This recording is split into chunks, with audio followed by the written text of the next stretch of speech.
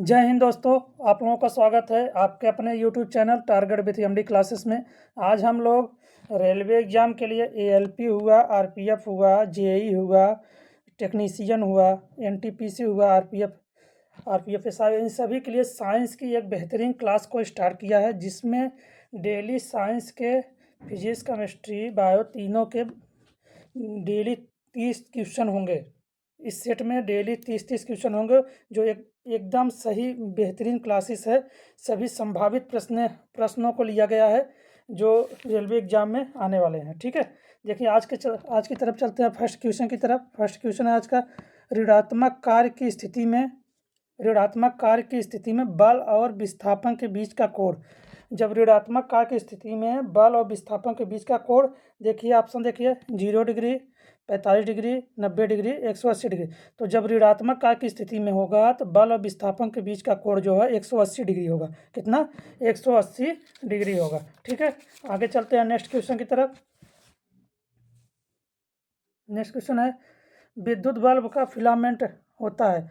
विद्युत बल्ब जो होता है उसका फिलामेंट किसका बना होता है? टंगस्टन का बना होता है। किसका? टंगस्टन का बना होता है। ठीक है, आगे चलते हैं नेक्स्ट क्वेश्चन की तरफ। देखिए, गतिज और स्थितिज ऊर्जा में परिवर्तन का योग हमेशा होता है। गतिज और स्थितिज ऊर्जा में परिवर्तन को योग हमेशा होता है शून्य, सकारात्मक, नकारात्मक, उपरोक्त में से कोई नहीं। तो गतिज और स्थितिज ऊर्जा का योग, परिवर्तन का योग हमेशा जो है शून्य होता है। क्या होता है? शून्य होता है। ठीक है, आगे चलते हैं नेक्स्ट क्वेश्चन की तरफ। 4 नंबर क्वेश्चन, किस भौतिक मात्रा की इकाई पास्कल नहीं होती? किसकी पास्कल नहीं होती? जड़ता का, दबाव का, तनाव का, यंग का मापांक का। तो किसका पास्कल नहीं होता? जड़ता का, क्षण का। ठीक है, जड़ता का क्षण को जिसका पास्कल इकाई नहीं होता है। ठीक है, आगे चलते हैं। 5 नंबर क्वेश्चन है, जब एक गर्म बिजली का बल्ब चमकता है तो कौन सी स्थिति होती है? देखिए, पहला दिया विद्युत ऊर्जा पूरी तरह से प्रकाश ऊर्जा में परिवर्तित हो जाती है। दूसरा दिया विद्युत ऊर्जा आंशिक रूप से प्रकाश ऊर्जा में और आंशिक रूप से गर्मी ऊर्जा में परिवर्तित होती है। तीसरा दिया प्रकाश ऊर्जा विद्युत ऊर्जा में परिवर्तित किया जाता है। चौथा दिया है विद्युत ऊर्जा को चुंबकीय ऊर्जा में परिवर्तन किया जाता है। तो इसमें कौन सा होगा? इसमें देखिए, जब एक गर्म बिजली का बल्ब चमकता है तो विद्युत ऊर्जा आंशिक रूप से प्रकाश ऊर्जा में और आंशिक रूप से गर्मी ऊर्जा में परिवर्तित हो जाता है। तो कौन सा ऑप्शन? बी वाला ऑप्शन। ठीक है, आगे चलते हैं नेक्स्ट क्वेश्चन की तरफ। 6 नंबर क्वेश्चन है, साबुन के बुलबुले के अंदर दबाव होता है। तो साबुन के बुलबुले के अंदर क्या? वायुमंडलीय दबाव से अधिक, वायुमंडलीय दबाव से कम, वायुमंडलीय दबाव के बराबर, वायुमंडलीय दबाव का आधा। तो वायुमंडलीय दबाव से अधिक होता है। क्या? वायुमंडलीय दबाव से अधिक होता है। तो ये वाला ऑप्शन। ठीक है, साबुन के अंदर बुलबुले के अंदर दबाव होता है वायुमंडलीय दबाव से अधिक। आगे चलते हैं नेक्स्ट क्वेश्चन की तरफ। 7 नंबर दिए, निम्नलिखित में से कौन सा एक नियम विद्युत प्रवाह के ताप प्रभाव से जुड़ा? जूल का नियम, ओम का नियम, फैराडे का नियम, न्यूटन का नियम। तो किसका नियम विद्युत प्रवाह के ताप प्रभाव से जुड़ा है? तो जूल का नियम। किसका? जूल का नियम। आगे चलते हैं नेक्स्ट क्वेश्चन की तरफ। 8 नंबर है, जब प्रकाश की किरण सघन से विरल माध्यम में जाती है तो कौन सी स्थिति होती है? लंब की ओर झुक जाती है, सामान्य से दूर झुकती है, सीधे चली जाती है, वापस परावर्तित हो जाती है। तो जब प्रकाश की किरण सघन से विरल माध्यम में जाती है तो सामान्य से दूर झुकती है। किधर? सामान्य से दूर झुकती है। ठीक है, आगे चलते हैं नेक्स्ट क्वेश्चन की तरफ। देखिए, क्वेश्चन है, एक 13 की ग्रह की वस्तु का सामान्य वेग 5 मीटर पर सेकंड के साथ घूम रही है, तो वस्तु की गतिज ऊर्जा। तो गतिज ऊर्जा के निकाले क्या होता है? गतिज ऊर्जा बराबर क्या होता है? गतिज ऊर्जा बराबर क्या होता है? Half M V square. तो देखिए, में यम क्या है? 13 की ग्रह, तो 1/2 यम की जगह 13 और वी कितना? 5 मीटर स्क्वायर, तो 5 का वी की जगह 5 का स्क्वायर। तो यहाँ क्या होगा? 1/2 गुणे 13 गुणे 25, ठीक है। 13 गुणे 25, 125 नहीं, 13 गुणे 25 होगा, ठीक है। तो यहाँ क्या हो जाएगा, गुणा करने पर 25 या 75 के 5, 25 के 25 7 32, ठीक है। 25 7 32 हो गया, तो मतलब 325/2, मतलब 162.5 जूल, 162.5 जूल। तो कहाँ पे है 162.5 जूल, सी वाला ऑप्शन, ठीक है। याद रहेगा। गतिज ऊर्जा कैसे निकालना है, 1/2 हाफ एम वी स्क्वायर, उसका एम की जगह 13 है और वी की जगह 5 है, वही रख के निकाल देना है, ठीक है। आगे चलते हैं नेक्स्ट क्वेश्चन की तरफ।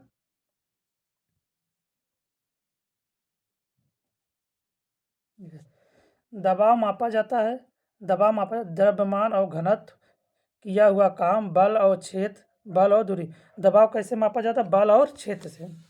दबाव कैसे मापा जाता है, बल और क्षेत्र से, ठीक है। आगे चलते हैं नेक्स्ट क्वेश्चन की तरफ।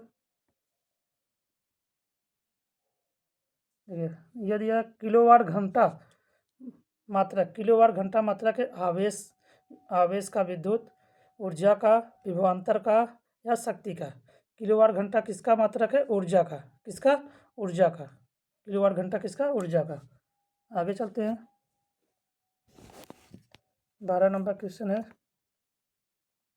देखिए, चुंबकीय क्षेत्र का मात्रक होता है, चुंबकीय क्षेत्र का मात्रक होता है न्यूटन, टेस्ला, एम्पियर या मीटर।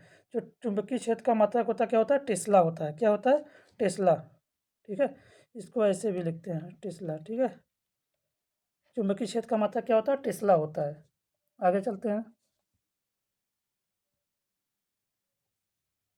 देखिए, कौन रंग है जिसका खतरे के सिग्नल का उपयोग किया जाता है। रेलवे में या किसी भी चीज़ में कौन सा रंग खतरे के सिग्नल में उपयोग होता है, पीला रंग, बैगनी रंग, नीला रंग या लाल रंग। तो कौन सा खतरे के सिग्नल के लिए उपयोग होता है, लाल रंग। कौन सा, लाल रंग। कौन सा, डी वाला ऑप्शन, ठीक है, लाल रंग। आगे चलते हैं।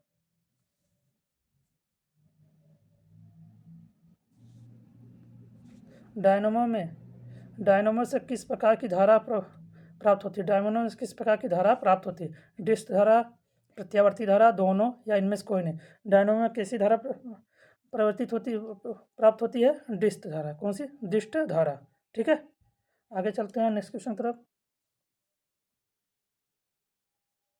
देखिए, सिनेमा के पर्दे पर, सिनेमा का पर्दा किस प्रकार का प्रतिबिंब पड़ता है। जो सिनेमा का पर्दा होता है उस पर प्रतिबिंब किस प्रकार का बनता है, आभासी प्रतिबिंब, वास्तविक प्रतिबिंब, दोनों या सभी कथन सत्य है। तो सिनेमा पर जो है वास्तविक प्रतिबिंब बनता है, कैसा, सिनेमा के पर्दे पर वास्तविक प्रतिबिंब बनता है। चलते हैं अगले क्वेश्चन की तरफ। 16 नंबर क्वेश्चन है आज का। व्यावसायिक मीटरों में या व्यावसायिक मोटरों में किस प्रकार के चुंबक का उपयोग होता है। व्यावसायिक मोटर जो होता है किस प्रकार के चुंबक का उपयोग होता है, अस्थायी चुंबक, नाल चुंबक, विद्युत चुंबक या सामान्य कुछ चुंबक, सामान्य छड़ चुंबक। तो व्यावसायिक में कैसा होता है, विद्युत चुंबक का प्रयोग होता है, कैसा होता है, विद्युत चुंबक का, ठीक है। व्यावसायिक मोटरों में विद्युत चुंबक का प्रयोग होता है। आगे चलते हैं। जी, सामान्य मानव नेत्र का दूर बिंदु कितना है।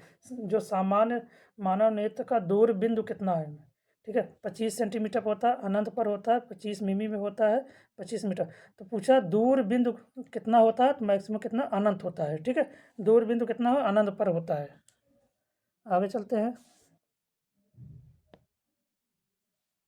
देखिए, मानव के नेत्र, मानव के वे दो महत्वपूर्ण भाग कौन है जिसमें चुंबकीय क्षेत्र का उत्पन्न होना अनिवार्य है। मानव के दो ऐसे भाग है जिसमें चुंबकीय क्षेत्र का उत्पन्न होना अनिवार्य है। कौन कौन सा, हाथ और पैर, मांसपेशियां और हृदय, हृदय और मस्तिष्क, और नेत्र और दृक तंत्रिका। तो किस में होता है, हृदय और मस्तिष्क में। दो ऐसे भाग हैं जिसमें चुंबकीय क्षेत्र का उत्पन्न होना अनिवार्य है, कौन, हृदय और मस्तिष्क में, ठीक है। आगे चलते हैं।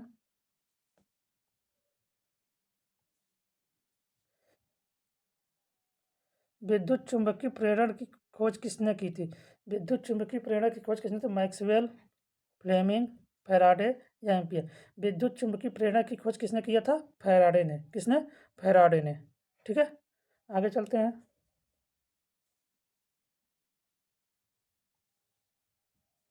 विद्युत चुम्बक बनाने के लिए प्रायः किस पदार्थ के छड़ का उपयोग किया जाता है? विद्युत चुम्बक बनाने के किस पदार्थ के छड़ का उपयोग किया जाता है? इस्पात का, दूसरा नरम लोहे का, तीसरा पीतल का, चौथा इनमें से कोई नहीं। तो किसका प्रयोग किया जाता है? नरम लोहे का। विद्युत चुम्बक बनाने के लिए नरम लोहे का प्रयोग किया जाता है। आगे चलते हैं। दिया नेक्स्ट क्वेश्चन 21 नंबर दिया, WBC का जीवन काल कितना होता है? WBC का जीवन काल कितना? 13 से 20 दिन, 13 से 15 दिन, 12 से 15 दिन, 15 से 21 दिन। तो WBC का जीवन काल कितना होता है? 13 से 20 दिन। ठीक है, कितना? 13 से 20 दिन होता है। ठीक है, आगे चलते हैं नेक्स्ट क्वेश्चन की तरफ। 22 नंबर क्वेश्चन है, रेगिस्तान में पानी की कमी की स्थिति में उगने वाला पौधा। पानी की जब कमी होती है, पानी की कमी में जो पौधे उगते हैं उसे जीरोफाइटा कहते हैं। जीरोफाइट्स। ठीक है, जो पानी कमी से होते हैं। और पानी की अधिकता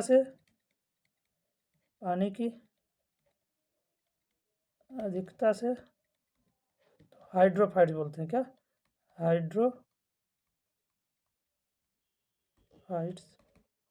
ठीक है, पानी की अधिकता से जो पौधे उगते हैं हाइड्रोफाइट्स बोले जाते हैं। जो पानी की कमी से उगते हैं उसे जीरोफाइट्स बोलते हैं। रेगिस्तान में जीरोफाइट्स पौधे उगते हैं। कौन से? जीरोफाइट। तो जीरोफाइट कौन सा? सी वाला ऑप्शन। ठीक है, पानी की कमी से पूछेगा तो जीरोफाइट्स मारेगा, अधिकता से पूछेगा तो हाइड्रोफाइट्स। ठीक है, आगे चलते हैं। ओजोन परत मिलती है। ओजोन परत कहाँ मिलती है? Thermosphere, stratosphere, troposphere, mesosphere. तो जो ओजोन परत मिलती है वो स्ट्रेटोस्फीयर। इसको हिंदी में समताप मंडल कहते हैं। इसके समताप मंडल, कभी भी समताप मंडल देगा। तो ओजोन स्फीयर कहाँ मिलती है? समताप मंडल में या स्ट्रेटोस्फीयर में। ठीक है, आगे चलते हैं। 24 नंबर क्वेश्चन है, निम्न में से किसमें उद्यान कृषि का अध्ययन किया जाता है? उद्यान कृषि का अध्ययन किसमें किया जाता है? बॉटनी में, हार्टिकल्चर में, जियोलॉजी में, एनाटॉमी में। तो जो उद्यान कृषि का अध्ययन किया जाता है वो हार्टिकल्चर में। किसमें? हार्टिकल्चर में किया जाता है। ठीक है, उद्यान कृषि का अध्ययन किसमें किया जाता है? हार्टिकल्चर में। ठीक है, आगे चलते हैं।